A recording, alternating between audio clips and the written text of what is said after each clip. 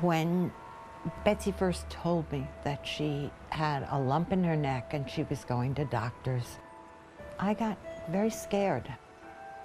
I mean, who knows what that means? And it started to get worse.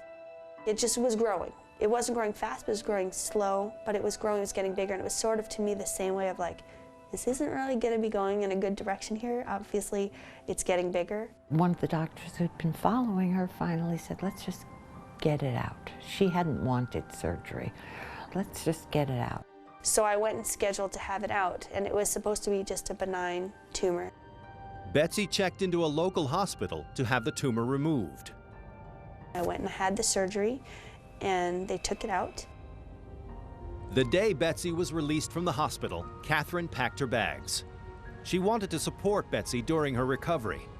Both women expected the trip to be uneventful. It was benign as far as she knew. The tumor was benign. Hours later, Catherine landed on Betsy's doorstep, unprepared for the news that was about to come. She arrived and the phone rang when she came to the door.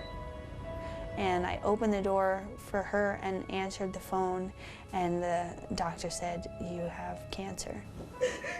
I just cried and cried, and Catherine was there, and we just cried and cried. We spent the weekend together in shock.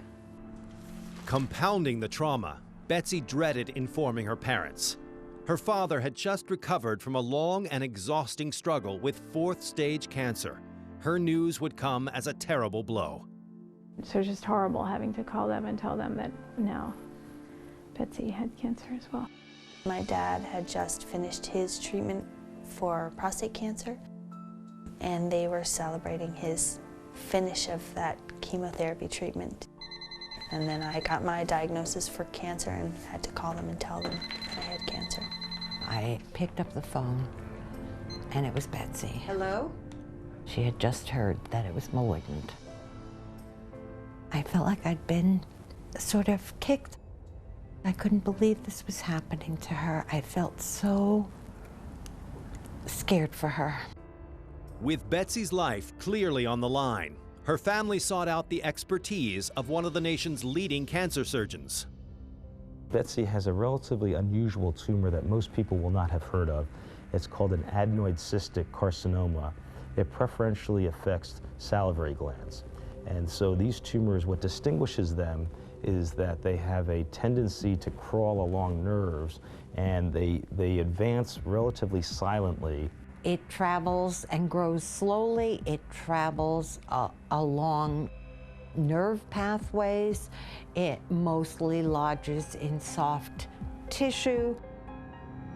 There is no chemotherapy for it. Never has been.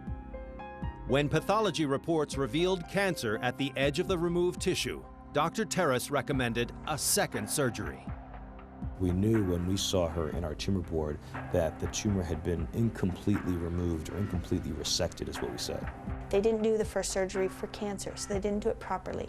So the first surgery was done improperly. At the second operation, we removed the muscles immediately adjacent to where her original removal was, the nerves in the area, and then the lymph nodes well beyond that original area, trying to remove as much non-vital tissue as we could without hurting Betsy with our surgical resection. Betsy's surgery was successful. They thought they got the margins, but you can never be sure. There was indeed residual cancer within her neck, so we're very glad that we decided to go back in and do an additional operation. While Dr. Terrace was pleased with the surgery, he now had to tell Betsy he was recommending radiation treatments. The role of the radiation is to sort of mop up those residual tumor cells. And so we give a 6-week course of radiation, which can have substantial side effects. I was miserable thinking about doing radiation. I was miserable thinking about having that radiated on my skin.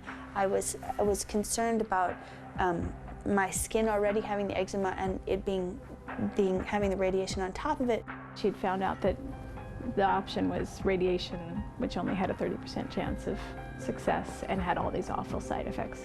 The radiation can prompt the development of atherosclerosis, which is hardening of the arteries, and so patients can suffer a stroke many, many years down the road as a result of the impact of the radiation. Everybody wants me to do that radiation because they don't want me to die, but I really don't want to. I really don't. They gave no guarantee that that would prevent a recurrence. But they did guarantee to her, almost guarantee to her, that she would lose her taste buds, her ability to taste food, and that she would probably lose her teeth.